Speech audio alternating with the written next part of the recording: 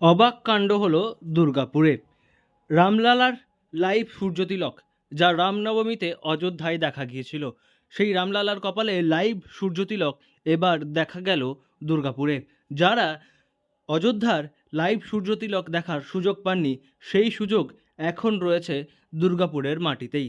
দুর্গাপুরের এক যুবক এই অবাক কাণ্ড ঘটিয়েছেন, যিনি রাম মন্দির উদ্বোধনের আগে বিস্কুট দিয়ে রাম মন্দিরের মডেল তৈরি করেছিলেন। সেই যুবকই এবার দুর্গাপুরে ফুটিয়ে তুললেন রামলালার অনন্য একটি মূর্তি। আমরা দেখাতে চলেছি রামলালার কপালে লাইভ সূর্য তিলক। দুর্গাপুরেও দেখা যাবে রামলালার কপালে লাইভ সূর্য তিলক।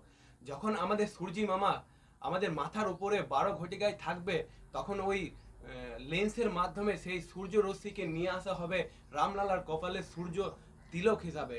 আমাদের দুর্গাপুরে লাইভ দেখানো যাবে এই লাইভ সূর্য তিলক।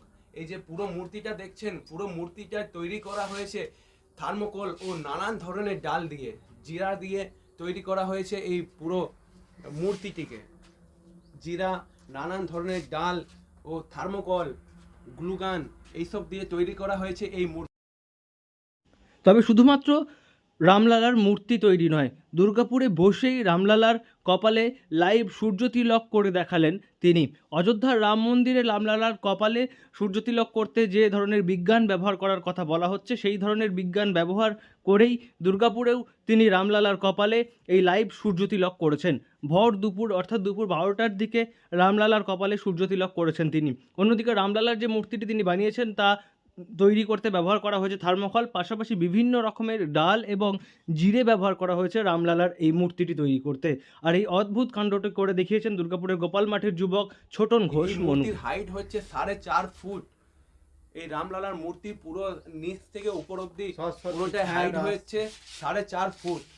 আর কিছুক্ষণের মধ্যে আমাদের এই রামলালার কপালে লাইভ সূর্য তিলক দেখানো হবে।